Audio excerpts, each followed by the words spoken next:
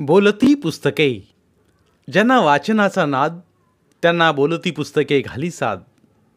आमचं channel subscribe करा आणि सबस्क्राईब करायला इतरांनाही सांगा.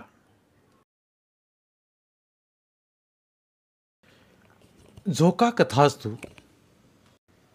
लेखिका भारती महाजन रायबागकर लिखित कथा कच्च्या धाग्याची पक्की गाठ.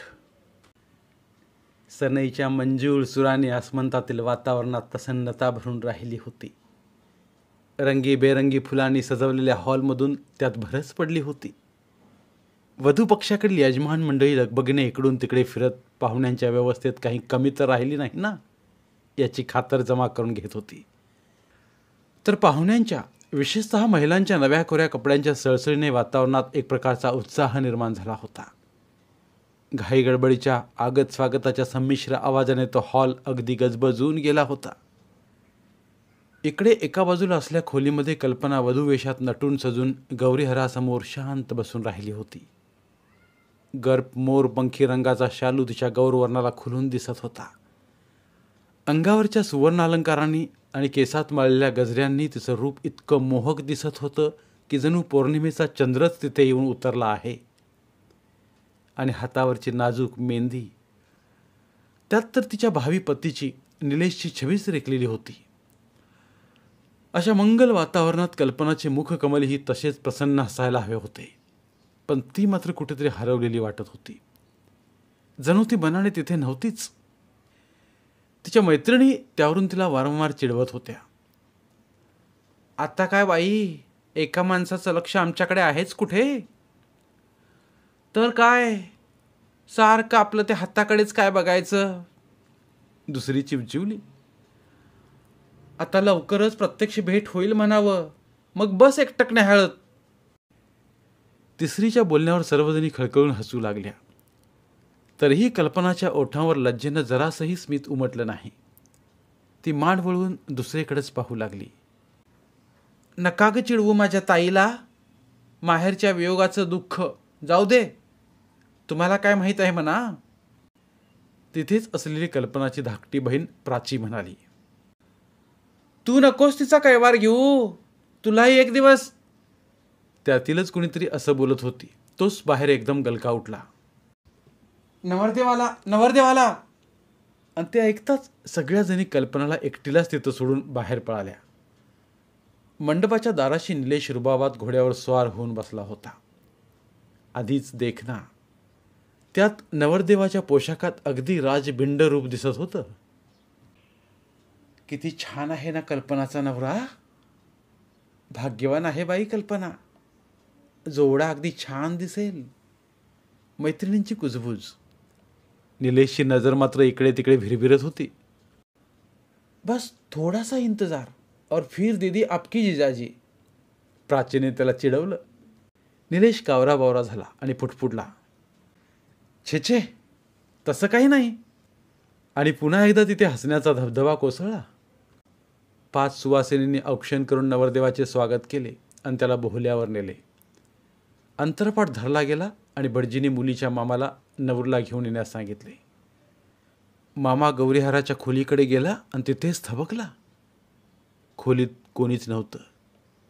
मात्र पाटाजवळ एक चिठ्ठी ठेवलेली दिसली. त्याने आत जाऊन ती उचलली. आई बाबा, मी स्वखुशीने माझ्या प्रियकराबरोबर पळून जात आहे, कारण मला हे लग्न पसंत नाही. तुम्ही आमचं लग्न मान्य केले नसते म्हणून मी तुम्हाला आधी सांगितले नाही. माझा शोध घेऊ नका. सर्वांनी मला क्षमा करा. कल्पनाच्या हस्ताक्षरातील ती चिठ्ठी वाचून तो घाबऱ्या घाबऱ्या कल्पनाच्या आईवडिलांच्या कानाशी लागला. बातमी ऐकताच कल्पनाची आई तर बेशुद्धच पडली. इकडे भटजी नवरीला घेऊन येण्याविषयी वारंवार पुकारा करीत होते. मुहूर्त टळून चाललाय, नवरीला लवकर घेऊन यावे. तिला एवढा वेळ लागतोय म्हटल्यावर बायकांमध्येही चर्चा सुरू झाली होती. मेकअप झाला नसेल अजून, दुसरं काय. ह्या आजकालच्या पोरी म्हणजे यांना मुहूर्ताचं काय महत्त्व. आमच्या वेळी. एवढ्यात सगळीकडे एकच कुजबूज सुरू झाली. नवरी पळाली, नवरी पळाली. कल्पनाची वाट पाहणाऱ्या निलेशला त्याच्या वडिलांनी एका बाजूला नेऊन ही बातमी सांगितली. एव्हाना वर पक्षाकडील सर्व मंडळी त्यांच्या भोवती जमा झाली होती.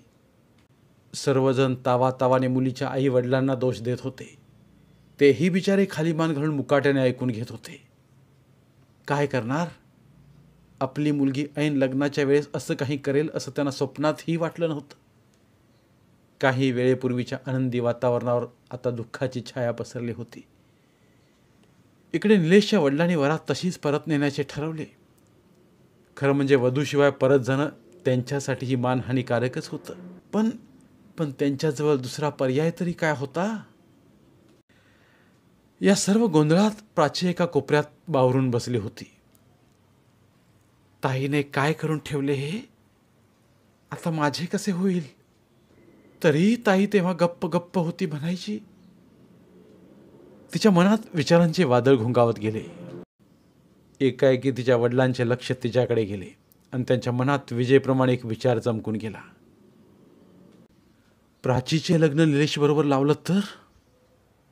नाहीतरी कल्पनाच्या लग्नानंतर आपण प्राचीसाठी ही वर संशोधन करणारच होतो. बस ठरलं तर. ते ताडकन उठले आणि पत्नीकडे गेले. एव्हाना कोणीतरी त्यांच्या चेहऱ्यावर पाणी मारून त्यांना शुद्धीवर आणलं होतं आणि त्या सतत रडत होत्या. चल उठ, रडणं बंद कर आणि मी काय सांगतो ते नीट ऐक. आणि त्याने तिला आपला विचार सांगितला. क्षणभर विचार केल्यावर तिलाही त्यात काहीच वावगं वाटलं नाही. अहो पण प्राची, तिला मान्य होईल का हे? ती जबाबदारी तुझी. जा तिला तयार कर, तोपर्यंत मी वरातीला थांबवतो. असं म्हणून ते त्वरेने निलेशच्या वडिलांकडे गेले. प्रथम त्यांनी त्यांचे हात जोडून माफी मागितली आणि मग आपल्या मनातील प्रस्ताव त्यांच्यापुढे मांडला. असं बघा, प्रश्न आपल्या दोन्ही घराण्याच्या इब्रतीचा आहे. जे झालं ते झालं. आता माझी धाकट्या मुलीला, प्राचीला आपल्या पदरात घालतो. तुम्ही तिला बघितलीच आहे. तिला तुम्ही सून म्हणून स्वीकारा. काय निलेशराव, नाही म्हणू नका. निलेशच्या वडिलांनाही वरात रिकामी नेण्यापेक्षा हा प्रस्ताव खूपच चांगला वाटला. प्राची दिसायलाही सुंदर होतीच, शिवाय उच्च शिक्षितही. आज बहिणीच्या लग्नासाठी नटल्या सजल्यामुळं तर ती आणखीन सुंदर दिसत होती. माहीत नसणाऱ्यांना तर वाटावं की तीच नवरी मुलगी आहे. त्यामुळं त्यांनी निलेशलाही राजी केलं. निलेश राजी झाला, पण एका अटीवर. वर मला घालण्यापूर्वी मला एकदा प्राचीशी बोलायचे. त्याने त्याची अट मान्य केली. इकडे प्राचीने आईचे म्हणणे ऐकले, मात्र तिने तिला ठाम विरोध केला. तिच्या आईने परोपरीने तिला समजावले. प्राची, ऐक ग माझं एवढं. तुझ्या बहिणीने तर आमच्या कुळाला बट्टा लावलाच आहे. आता तू तरी लाज राख आमची. सर्व व्यवस्थित आहे हे पाहूनच आपण कल्पनाला तिथं दिलं होतं ना. फक्त आता तिच्या जागी तू, एवढंच. पण आई, माझं मन तयार होत नाही ग. एवढंच ना, लग्नानंतर सर्व व्यवस्थित होईल, काळजी करू नकोस. तसं नाही आई, माझं आधीच. आता एक शब्द बोलू नकोस. तू नाही म्हटलंस तर मी विष पिऊन संपवून टाकेन स्वतःला. मग कर तुझ्या मनासारखं. एवढं बोलून आई तिथून निघून गेली. आईच्या या निर्वाणीच्या अस्त्रापुढे प्राची अवाक झाली. तिचा नाईलाजच झाला. मग तिने मनाशी जणू कसलासा निर्धार केला आणि संतपणे पावलं टाकीत ती बोहल्याकडे निघाली. एवढ्यात निलेश तिथे आला. हे बघ प्राची, कुठल्या परिस्थितीत आपला विवाह होतोय हे तुला माहीतच आहे. पण तुला हे मनापासून मान्य असेल तरच आपण पुढे जाऊ. अन्यथा. प्राचीला वाटलं निलेशला एकदा सर्व सांगून टाकावं, पण तिच्या डोळ्यांसमोर धमकी देणाऱ्या आईचा चेहरा आला आणि आपली आई बोलल्याप्रमाणे करणारच याची तिला खात्री होती. त्यामुळे निलेशही काही न बोलता वरमाला घेऊन ती भोल्याकडे निघाली. निलेशही अंतरपाटामागे जाऊन उभा राहिला. भटजींनी मंगलाष्टका म्हटली. अंतरपाट दूर झाला आणि वधूवरांनी परस्परांना वरमाला घातल्या. अखेर निलेश आणि प्राचीचं लग्न लागलं. आता ते सुखाने नांदू लागले असे वाटत असेल ना? पण गोष्ट इथेच संपली नाही. वरात निघण्याची वेळ आली. प्राची कोणाचाही निरोप न घेता, प्राची, मला माफ कर ग, ह्या आईच्या हलकेच उच्चारलेल्या शब्दांकडे दुर्लक्ष करून धीरगंभीर चेहऱ्याने निलेशच्या मागोमाग गाडीत जाऊन बसली. सध्याच्या परिस्थितीत कोणालाही तिचं हे वागणं खटकलं नाही. सर्वजण निलेशच्या घरी पोहोचले. आधीच बराच उशीर झाला होता, त्यामुळं गृहप्रवेशानंतर सर्वजण झोपायच्या तयारीला लागले. दुसऱ्या दिवशी घरात सत्यनारायणाची पूजा होती. ती आटोपल्यावर बरेचसे पाहुणे गेल्यानंतर घरात मोजकीच माणसं उरली होती. त्यातील दोघी तिघी तरुणींनी प्राचीला निलेशच्या खोलीत आणून सोडलं आणि दार उडून घेऊन त्या हसत हसत बाहेर पडल्या. प्राची विमनस्कपणे पदराशी चाळा करत बसून राहिली होती. तिच्या नजरेत पतिप्रतीक्षेची उत्कंठा नव्हती, तर एक अनाम भीती तिच्या चेहऱ्यावर पसरली होती. अशा निराशेच्या हिंदोळ्यावर ती हेलकावे खात होती. आई बाबांच्या दबावापुढे आणि धमकीपुढे झुकून आपण हे लग्न केले खरे, पण आता पुढे काय? निलेशला खरी परिस्थिती समजल्यावर त्याची काय प्रतिक्रिया होईल आणि त्याचे घरचे लोक? ती मनोमन शहारली. दरवाजाचा आवाज आला. निलेशने दाराला कडी घातली तशी प्राची सावरून बसली. आला तो अप्रिय क्षण, अगदी जवळ आला. देवा, तूच धैर्य दे मला आता. प्राची देवाला विनवू लागली. निलेश हलकेच प्राचीच्या शेजारी येऊन बसला. प्राचीने आपले अंग आणखीनच आक्रोशून घेतले. या अनपेक्षित लग्नामुळे प्राची मनातून अद्याप सावरली नसेलच. साहजिकच आहे ते, असं वाटून निलेशने तिच्या खांद्यावर हात ठेवला आणि तो आश्वासक प्रेमळ स्वरात तिला म्हणाला, प्राची, तुझ्या मनस्थितीची मला कल्पना आहे. मलाही हे सर्व अनपेक्षितच होतं. पण तू काळजी करू नकोस. मी तुझ्या मनाविरुद्ध मुळीच वागणार नाही. देवानेच आपली गाठ बांधली होती म्हणून तर. थांब निलेश, आधी मी काय म्हणते ते नीट शांतपणे ऐकून घे. मी हेच ना की कल्पना पळून गेल्यामुळे तुला माझ्याशी लग्न करावे लागले, पण मी तुला अगदी सुखात ठेवीन. तू निश्चिंत राहा. माझी खात्री आहे त्याबद्दल. पण कसं सांगू तुला? माझं लग्न झालेलं आहे. प्राचीने एका दमात सांगून टाकलं आणि ती निलेशच्या प्रतिक्रियेची वाट पाहू लागली. काय? निलेशच्या डोक्यावर जणू काही बॉम्ब फुटला होता. हो, हे खरं आहे. सुनील त्याचं नाव. आम्ही आधीच रजिस्टर लग्न केलेलं आहे. नाही, हे खोटं आहे. कल्पना पळून गेल्यामुळे तुला ध्यानीमनी नसताना माझ्याशी लग्न करावं लागलं, त्यामुळे तू ही कहाणी रचली आहेस. हो ना प्राची? बोल ना, खरं खरं सांग. निलेशनं तिला गदागदा हलवत विचारलं. तो जणू वेडा पिसा झाला होता. 2 दिवसात 2 आघात, तेही सख्या बहिणींकडून. निलेश, शांत हो जरा. मी सांगते ते अगदी खरं आहे. आई शपथ. अगं, पण मी विचारल्यावर तू हे लग्नाआधीच का नाही सांगितलेस मला? तूही त्या कल्पनासारखेच पळून जायचे होतेस. माझा काय गुन्हा होता? सांग ना, का तुम्ही दोघी बहिणींनी मला ही शिक्षा दिलीत? तुझा काहीच गुन्हा नव्हता. तुझे आणि ताईचे लग्न झाल्यावर मी घरी सांगणारच होते, पण मला तशी संधीच मिळाली नाही. आता मी इथेच राहिले तर मी मनाने तुझी कधीच होऊ शकणार नाही. मला माफ कर निलेश. असं म्हणत प्राची रडत रडत त्याच्या पायाशी कोसळली. निलेशचा आता जणू पुतळा झाला होता. तो धाडकन सोप्यावर बसला. त्याचा चेहरा दुःखाने संतापाने अगदी पिळवटून गेला होता. प्राची मोठ्या आशेने त्याच्याकडे बघत होती. आता निलेशच्या हातातच तिच्या आयुष्याचा निर्णय होता. थोड्या वेळाने निलेश भानावर आला. त्याच्या चेहऱ्यावरील राग, संताप, चीड, दुःख सर्व भावना नाहीशा होऊन तिथे आता शांतता विलसत होती. त्यांच्यावर संयमाने मात केली होती.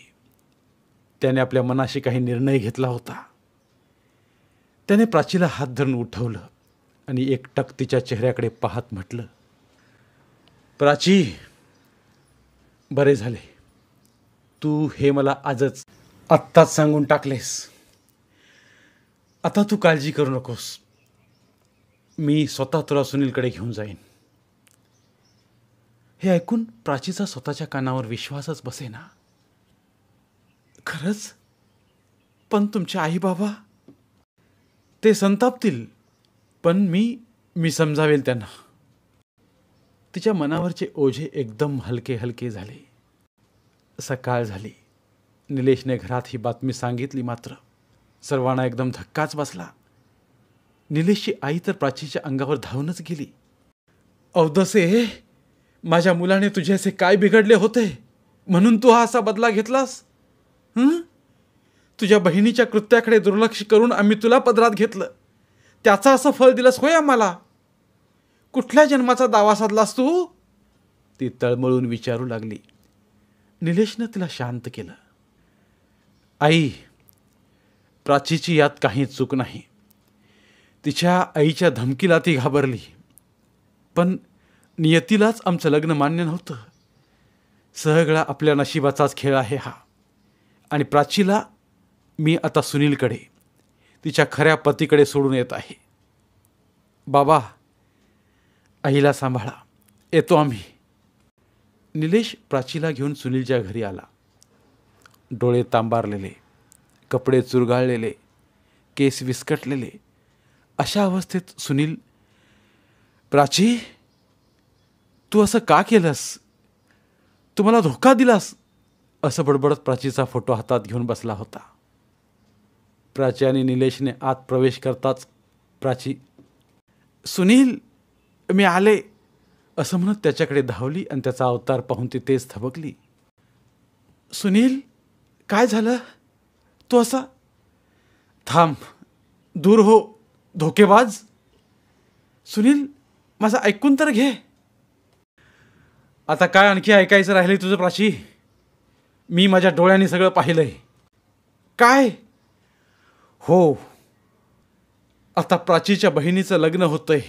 आपला मार्ग मोकळा झाला. आता लवकरच प्राची आपल्या आईवडिलांना आपल्या प्रेमविवाहाबद्दल सांगेल आणि मग आपण दोघं राजा राणीचा संसार मांडू. अशा मनोराज्यात गुंग होऊन मी परवाला कल्पनाच्या लग्नाच्या वेळेस हॉल बाहेर उभा होतो. पण वरातीच्या वेळेस कल्पनाऐवजी तू ह्याच्या शेल्याला गाठ बांधून बाहेर आलीस. माझ्या डोळ्यावर विश्वासच बसेना आणि मी कसा तरी तडक घरी निघून आलो. प्राची, का केलंस तू असं हे? सुनील, मी सांगतो तुला सगळं, असं म्हणून निलेशने त्याला हॉलमधील सर्व हकीकत सांगून टाकली. यात प्राचीची अजिबात चूक नाही. सुनील, परिस्थिती वश आम्हा दोघांचं लग्न झालं खरं, पण ते नातं औट घटकेचंच ठरलं. प्राची मान खाली घालून उभी होती. आता तिच्या आयुष्याचा निर्णय सुनीलच्या हातात होता. औट घटकेचं म्हणजे? काल रात्री? सुनीलला कसं विचारावं हेच कळत नव्हतं. शपथपूर्वक सांगतो, प्राचीला मी स्पर्शही केला नाही आणि आता तर मी तिला बहीणच मानलं आहे. ही बघ राखी, असं म्हणून त्याने आपल्या खिशातून राखी काढली आणि प्राची पुढे आपला हात पुढे केला. प्राचीने चमकून वर पाहिलं आणि निलेशच्या हातावर राखी बांधली. बहीण भावांच्या प्रेमाची प्रतीक असलेली ती राखी निलेशच्या हातावर चमकू लागली. सुनील, प्राचीच्या पावित्र्याचा यापेक्षा दुसरा मोठा पुरावा कोणता असू शकतो? प्राची तुझीच अनामत आहे. तिचा स्वीकार कर. आणि प्राची, आता काही अडचण आलीच तर हक्कानं माझ्याकडे यायचं. हा तुझा भाऊ तुझ्या पाठीशी सदैव उभा राहील. प्राची त्याच्या मनाच्या मोठेपणाने भारावून गेली. निलेश दादा, असं म्हणत ती त्याच्या पायाशी वाकली. इतक्या भल्या माणसाला आपण दुःख देतोय, पण आपलं प्रिय माणूसही आपल्याला मिळतंय याचा आनंद, अशा संमिश्र भावनांनी तिच्या डोळ्यांतून अश्रू ओघळत होते. आता सुनीलने मनात उमटलेल्या साऱ्या कुशंकाचे मोहोळ झटकून टाकले आणि बाहू पसरून प्राचीला आपल्या कवेत घेतले. प्राची, माझी प्राची. निलेशने एक वार त्यांच्याकडे पाहिले आणि लग्नाच्या गाठी वर बांधल्या जातात असं म्हणतात ते खरंच असावं. पण एखाद्या लग्नगाठीचं रूपांतर राखीच्या कच्च्या धाग्याच्या पक्क्या गाठीत करण्याचा मान मिळवणारा मात्र मी पहिलाच असावा, असा विचार करत तो माघारी फिरला. धन्यवाद. पुन्हा भेटूया एका नवीन कथेसोबत. मराठीतील प्रतिभावंत लेखकांचं साहित्य, कथा, कादंबऱ्या ऐकण्यासाठी आमचं बोलती पुस्तके हे चॅनल सबस्क्राईब करा आणि मराठी साहित्याचा प्रसार करण्यासाठी प्रत्येक मराठी माणसाला सबस्क्राईब करण्यासाठी आवाहन करा आणि बोलती पुस्तके या साहित्य चळवळीत सहभागी व्हा. आपले पुन्हा एकदा धन्यवाद.